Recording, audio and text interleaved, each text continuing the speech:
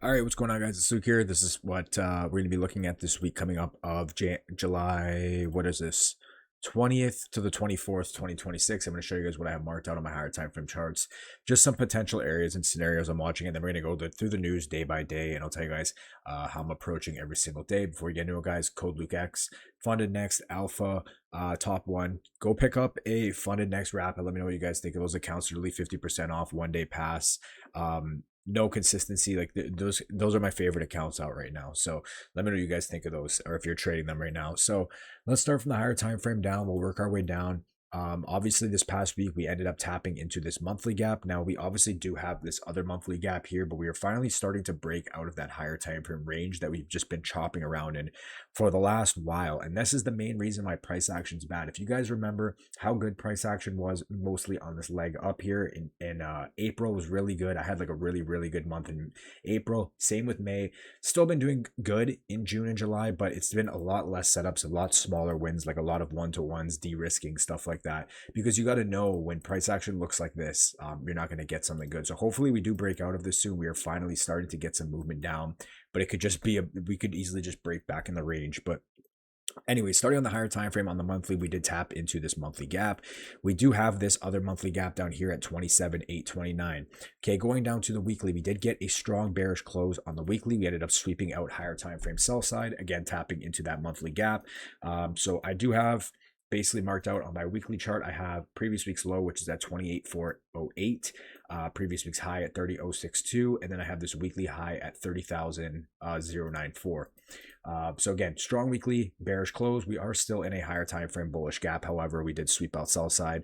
Going down to the daily, you could see we were just chopping and chopping and chopping. Literally, we've just been chopping the whole month of June into so far into July. And as you can see, we did get this strong push down. So at the start of the week, we did get the initial move down. We got to move up. We actually have this bearish SMT sending price lower.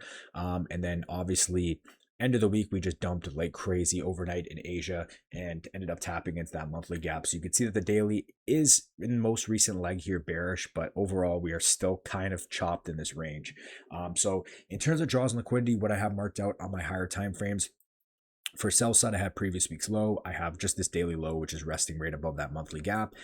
I have this daily gap, which is going to be key for us. And then I have previous week's high and this weekly high. Now going over to ES, we have a very similar scenario. Again, we did have that bearish SMT, but as you can see, what is the difference here? Now, am I going to say this is a bullish SMT?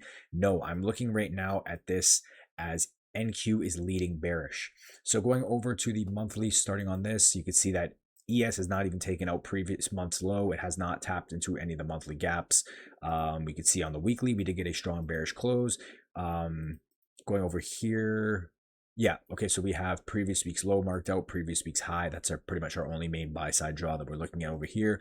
Going on to the daily, we did get a strong bearish close end of the week, but you could see consolidation. We finally break out. And in terms of draws and liquidity, again, we have previous week's high up here. We have previous week's low. Then we have this this daily low right here. Below that, we have a weekly low, previous month low, monthly gap all the way down there. So you can see NQ is all the way down, taking all that out. And ES is all the way up there. So I'm looking at this as NQ is leading the way bearish.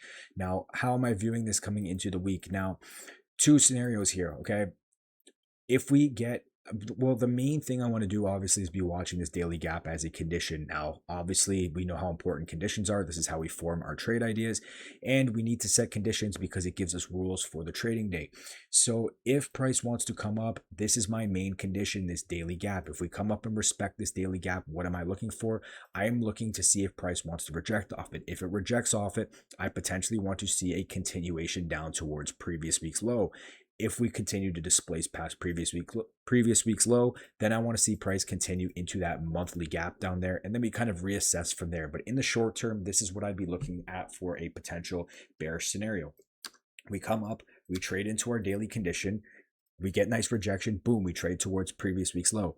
Now, can price sweep previous week's low and then reverse? 100%. But the way I'm looking at this, if we displace past previous week's low, then I want to see continuations towards that monthly gap. And then again, we reassess at that monthly gap, because this is, you know what I mean? We gotta go one step at a time here, but this would be my bearish condition. If we tap into this daily gap, I want to see it potentially send price lower, potentially towards that monthly gap. and then see what happens from there. Now, what about for a bullish scenario?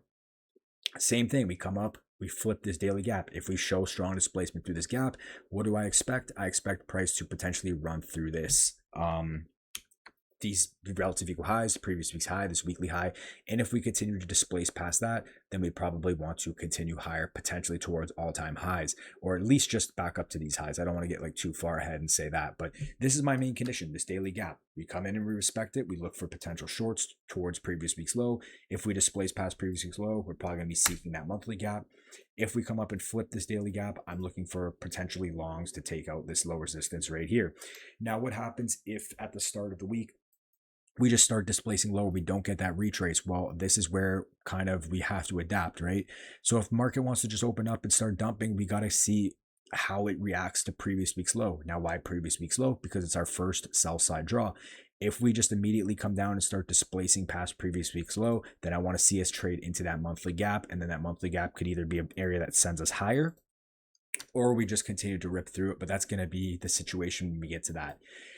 If we come down and we sweep previous week's low and we start to get a nice recovery, we get a nice V shape, then I could potentially see us trading back towards this daily gap. Do you see how I'm using these conditions?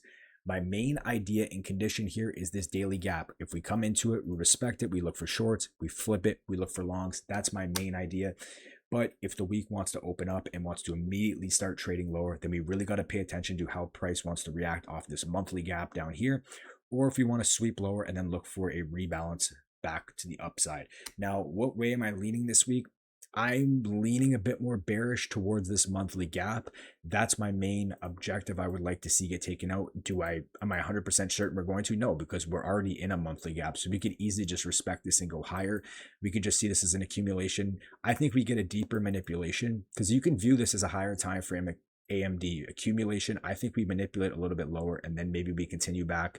It's really hard to say. We probably are due for a little bit of a deeper move down, but I'm leaning a bit more bearish on the week just because of how the daily has been moving. We did get a strong weekly bearish close. I would ideally like to see us move a bit lower.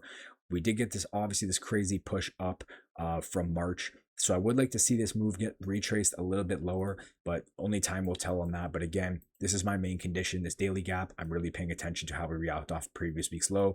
And then I want to see if we get to this monthly gap. And again, if we flip this daily gap, then I want to see longs to buy side. So that's pretty much it. This is exactly what I have marked out on my charts on the higher time frame. So I'm going to be paying attention to those levels. And that's all I really have marked out right now. So now we'll go over to the news. We really don't have much. I was already looking at it. So starting off on Monday, we have no major news, just yellow folder. This would be a normal trading day for me. I do slightly de-risk on Monday I don't like to start the week off with huge risk. And then if something goes wrong, kind of ruin the week. So this will be a normal trading day, nothing crazy. I won't go crazy on the risk, but I'll be trading normally. Tuesday, no news, normal trading. Same thing here. We might get something to trade towards here. And then again, there's literally nothing. It's all yellow folder. So this is, flash. I don't know if this will change, but this will be yellow folder for now. So one thing I would pay attention to is financial juice. Pay attention to Twitter, see what happens, if there's any war news, anything like that. But do pay attention to financial juice, because sometimes you will see data wicks and they aren't listed on Forex Factory. So that's it for me, guys. Let me know what you guys are thinking this week. Are you bullish? Are you bearish on the week? But anyway, that's it for me, guys. ColdLukeX for any of those accounts if you guys want to pick one up, and I'll talk to you guys later. Peace.